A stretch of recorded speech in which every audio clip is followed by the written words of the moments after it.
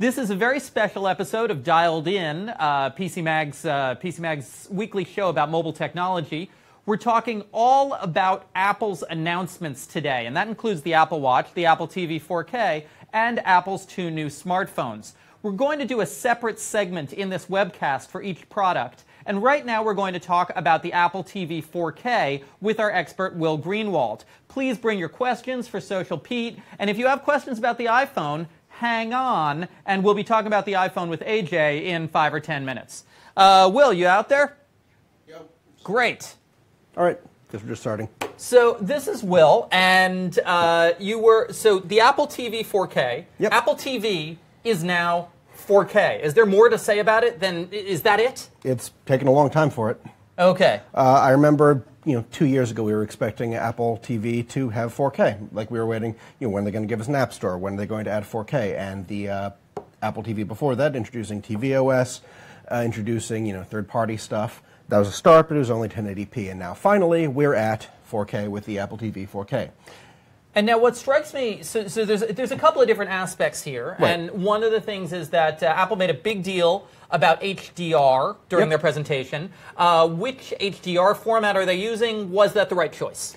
Apple is going to be compatible with both HDR10 and Dolby Vision, which puts it kind of ahead of competitors like the Roku Premiere Plus and Ultra. Premiere Plus is their editor's choice, or the Google Chromecast Ultra.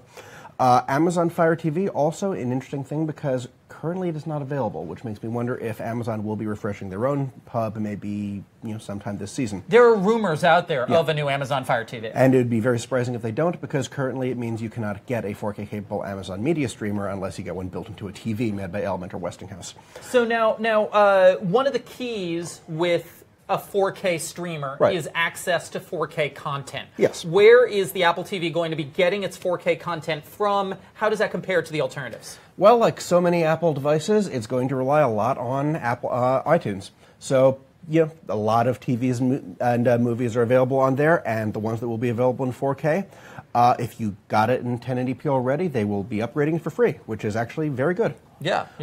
Other services like Vudu, I don't even know if on-demand services, if Vudu is on Netflix has Apple 4K. TV Are they going to? Netflix does, okay. But in terms of specifically on-demand, they tend to charge more for the 4K rather than the 1080p stream. So, it's interesting to actually see Apple be very forgiving in the pricing scheme for the 4K content. Now, one of the things they talked about during the presentation that I thought was very exciting for potential cord cutters was the presence of live news and marquee sports on their platform. Ooh. Do you have any details on what kind of selection of content there is there and what the pricing on that is like? I don't have a lot of specifics for that. I'm kind of curious how it will be integrated, because a thing we've been seeing with a lot of cord-cutting live TV services, Sling TV, DirecTV Now, YouTube TV, there have been many coming out lately. Many do already have live sports features, and I believe PlayStation Vue also has some things like that. So whether Apple's going to have their own kind of sliced-off sports and news service, or if it's just going to be it is part of iTunes, or if it is an aggregation of freely streaming stuff, or if it's depending on geography, we don't have those details yet. It'll be interesting to see how it integrates. Now, finally, Apple also made sure to demo a game on the Apple TV, and I feel like they've been doing that for years. It's never taken off. Is this just something we should ignore? Yeah. And I say this as someone who really respects and admires that game company. They've made a lot of games that can simply be considered art. Journey, Flower. They do great, really visually stunning, fascinating experiences of games. And just putting it on something like a mobile device or a media streamer, it isn't necessarily the best format for that. I mean, we've seen a lot of other media streamers try to do gaming. The Amazon Fire TV, they talked like a year ago about getting a lot of studios on board and trying to put gaming onto there. They've had some ports and some stuff like that. Wireless gamepad, which they Apple didn't announce, but I guess you can get a third-party one. There are a lot of factors that basically just make it not mesh as well as getting a PlayStation, getting a Switch, or an Xbox. The closest success we've seen has been the, success being relative, the NVIDIA Shield TV, which is a unique 4K media streamer, but also has a lot of gaming features. You can stream your PC games to it through your local network. You can stream games online through GeForce Now.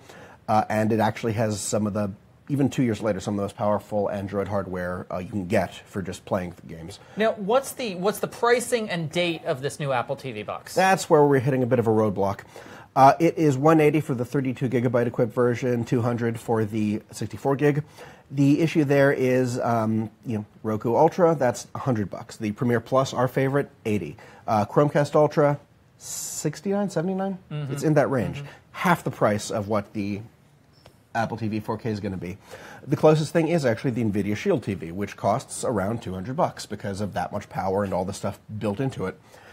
But if you just want a media streamer, it's a bit of an ask compared to what you can get from Roku or Google. So why do you think Apple feels that they can charge more? What Premiere experience are they delivering? What company are we talking about? Oh no, they're Apple. Their flagship smartphones are the same price as everyone else's flagship smartphones. The flagship smartphones are the same price as Samsung's flagship smartphones. Okay, I wouldn't go so far as Motorola. Okay. No, actually, yeah. Really? The Z2 Force is like 7 something. Oh, really? Yeah.